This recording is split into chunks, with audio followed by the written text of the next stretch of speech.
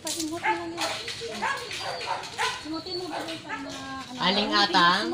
Aling atang? Sumuka.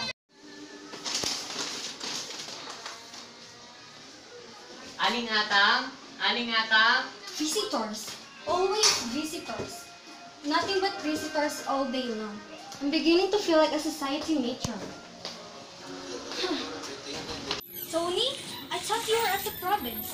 Is that you, Aling atang? Of course, I'm foolish boy. You don't look like Aling atang. I just had the haircut. I think it's fine. Oh, no. You look just wonderful. You're so paligara at the moment. But here, come in. There, have a seat. So, how is your mama? Poor mama. She is homesick for Tondo. Actually, she wants to come back here once more. How long have you been away? Only 3 months. Only 3 months? Ang tagal nun para sa nanay mo. My poor Kumara. Here, have a drink. Thank you. Well, you know, we engineers are always on call. Once na matapos namin tong bridge dito sa Bulacan, we'll be going back in Tondo. Yes, you must bring her here as soon as possible. Namiss namin siya lalo na nung naglalaro kami ng mahjong. Oh, that's what she misses most of all. I understand. Once a Tondo girl will always be a Tondo girl. I wonder if my Kikay fits that because after a year na living in America, she says that she's not homesick anymore. When did Kikay arrive, Aling atang? Last Monday. Oh, I didn't know it till I read it on newspaper. She only arrived last Monday. And look what happened to me. She dragged me to the parlor. Look at my hair, my eyebrows, even my nail polish. And when I'm going to the market, I use lipsticks. All my kumaras are laughing at me. People think that I'm a loose woman because of my age. It doesn't fit me. But it's really hard to argue with Kikay. She really insists that I should really look like an American. You look just wonderful, Aling atang. But where is she now? Who? Kikay. Of course. She's still sleeping. Still sleeping? Well, she says that in New York, people don't wake up until 12 noon. It's 10 now. Besides, she's busy. Simula nung umuwi siya dito, welcome parties here and there, visitors all day long. She's like a spinning top. Well, pakisabi na lang. Pakisabi na lang. Pumunta ako dito to give these plans for her. But truly, you're not going yet? I did want to see Kikay, but if di pa siya gigising until 12 noon, pwede na akong umalis. Wait a minute, I'll go and wake her up. Please don't bother, Aling atang. I can come back here anytime. Wait right here. Matutuwa yan kapag nakita niya yung childhood friend niya. And look at this plant. It's wonderful. I wonder how expensive they must be. Oh, they're nothing at all, Aling atang. And oh, Tony, Yes, Aling atang. you mustn't call me Aling Atang. But why? You must call me Mrs. Mendoza. Sabi kasi niya it's more civilized daw. And sabi ni Kikay, you mustn't call her Kikay na. It should be Francesca. Francisca? No, not Francesca. No, not Francisca. It's Francesca. But why Francesca? Nakasanayan na niya yung tawagin sa New York. And it sounds chichi daw so pinalitan niya. Oh, okay, Mrs. Mendoza. Now, wait right here while I call Francesca. Aling atang! Aling atang! Ay, Diyos mio. Never mind, Mrs. Mendoza. I'll answer it. Just tell them to wait, Tony. Aling atang! Aling atang! Aling atang! Aling atang! Tony! Uy, Totoy! Wala pala yung tatay mo. You big Carabao. Meron ba tayo dyan? You asked me that, and you look like a walking gold mine. Hey, mas slowly dyan. Ikaw ba yung hinanap ng police, di ba? Imposible. I'm a reformed character. Tuloy ka, Totoy. Okay, Tony.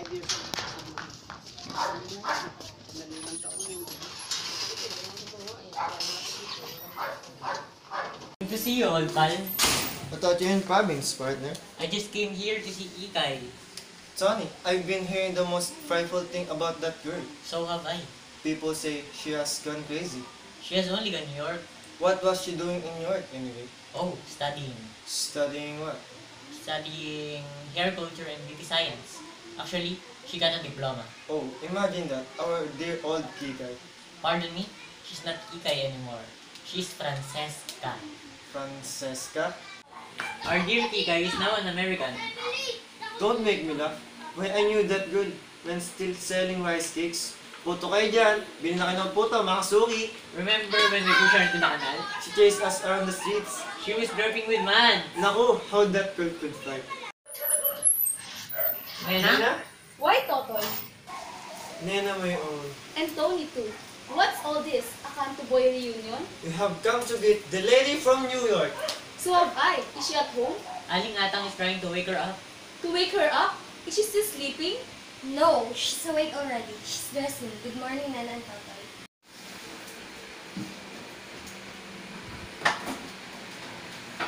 It's over. Well, Nana and Tatay, why are you staring at me like that? Is that you, Aling Atang? Good God, it's Aling Ata. It's Kikay who refers it.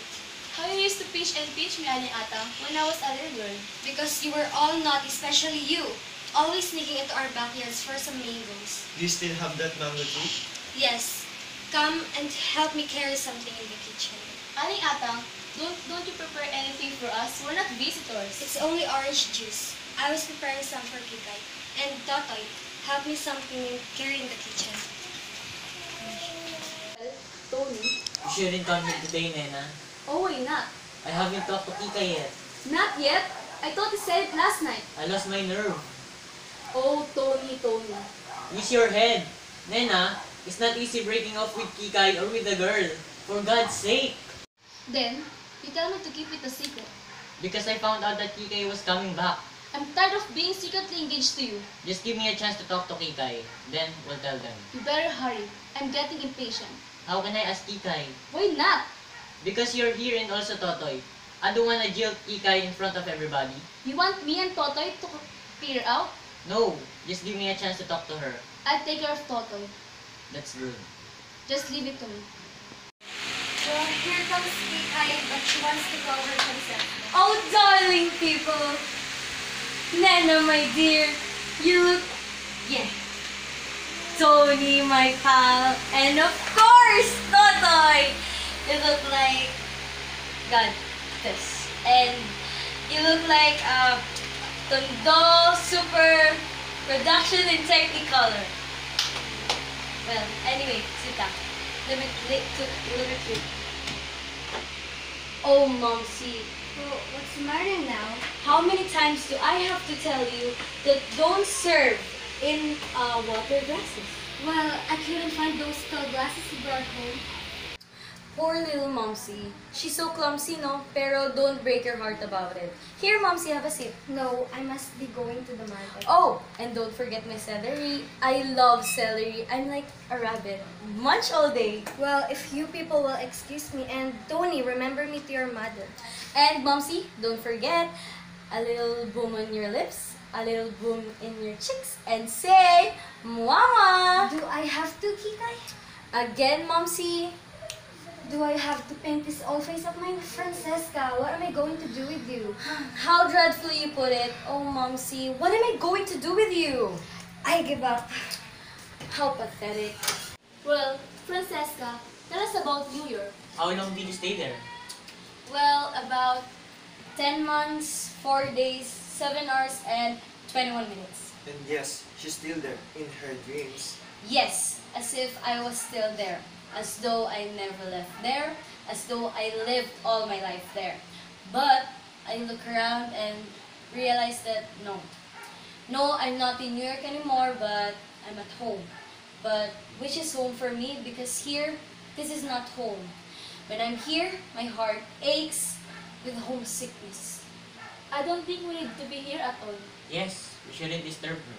Let's all just walk out. Very, very quietly. And leave her alone with her memories. Is that the girl we used to go swimming with mud paddles? Ah, New York. My dear New York. Totoy, you will come with me. To the earth? No, darling. Just out in our backyard. Ah, the backyards of Tondo. The barang-bang of may paho. The streets of Sibao. Listen, idiot. Are you coming with me or not? Anywhere, dream girl. Anywhere at all.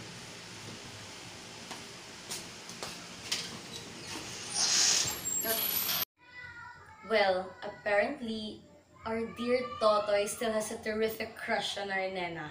Do wake up, Tony. Why are you so looking serious, miserable? Kikay, I don't know where to start. Just call me Francesca. That's a good beginning. I have something to tell you. Something very important. Oh, Tony, can't we just forget all about it?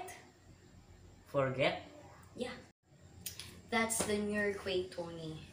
You should not be too serious in everything. Nothing must be dragged too long. Tonight, give all your heart. Tomorrow, forget. And if we meet again, smile, shake hands, and just good sports. What are you talking about? I was only a child back then, Tony. When? When you and I got engaged. That- I have changed so much when I went to New York, though. That was just a year ago. To me, so much had happened, and it feels like a century. And a year in New York, Tony. Listen, I don't want to talk about New York. I want to talk about our engagement. No! We can't talk about that anymore. Just a little bit details about our engagement? No, not anymore. Why not? Tony, you got engaged to a girl named Kikay. And that girl doesn't exist anymore. That girl is dead. And the person in front of you, it's Francesca. Don't you think about it? I'm a stranger to you. And I hate to hurt your feelings, but we can't talk about the engagement anymore. Imagine, a New York girl is marrying a Tondo boy. It's so insane. Now look! I'm sorry, Tony. I'm sorry that I've hurt you. I'm not going to sit here and be insulted. Hush, Tony, hush. Don't shout. Don't lose your temper so easily. It's so uncivilized. People in New York don't lose their temper so easily. What do you want me to do? Smile? Say thank you for slapping my face? Yes, Tony, of course. Be a sport. Let's just smile, shake hands, and be a good friends. If you weren't a woman, I'd... Now you've ruined my life. I hope you're satisfied. What? I have ruined your life? You ruined mine. All you need is a good spanking. Don't you come near me, you canto boy. Don't worry, I wouldn't touch you with my 10-foot pole. And don't worry, I wouldn't touch you with my 20-foot pole. Just 1 year in New York, and you forgot your old friends. Just 1 year in New York, and what did you do? You swore to be true. You promised me to wait for you. And I believed in you. You fickle. What are you talking about? Be brave. Forget. That's the New York way. Nothing must ever take too long. Nothing must take too serious. I'm sorry, Tony. I'm so sorry. Besides, there could be no talk about our engagement. Imagine a New York girl marrying a Tondo boy.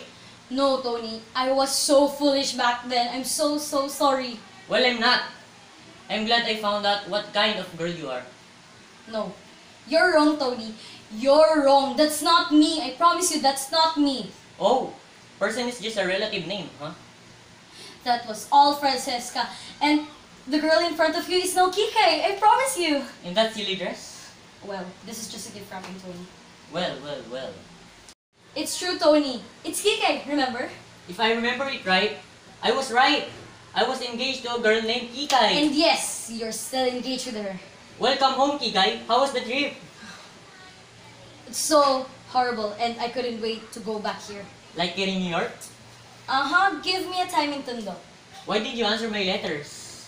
Francesca wouldn't let me, Tony. That nasty girl? I'm glad she was dead.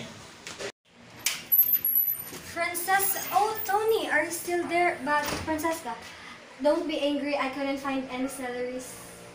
Oh, never mind, Inay. I hate celery. But why? You said you couldn't live without it. Remember? This is not Francesca. Francesca in Aling Atang is already dead. But Francesca is Kikay. Oh my gosh, Inay. I'm not Francesca anymore, but I'm Kikay! I give up. I give up. Oh, the last time I heard that was in New York. What memories bring me back?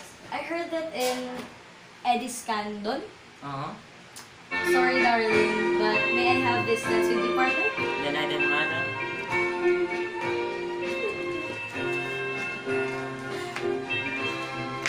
Ay, matanda na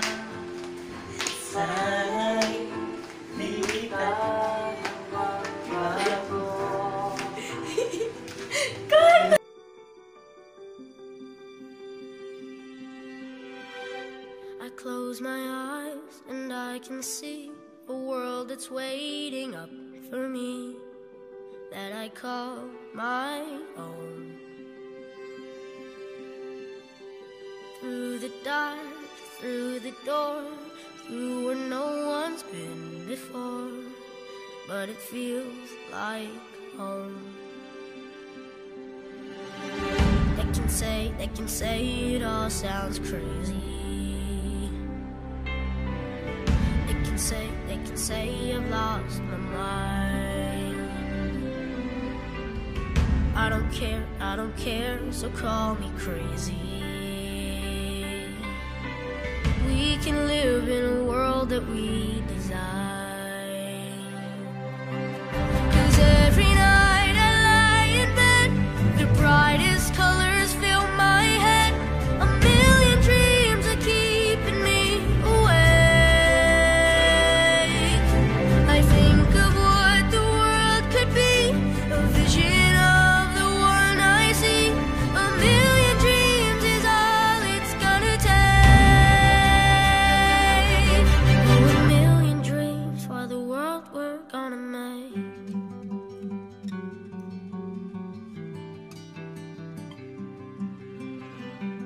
There's a house we can build.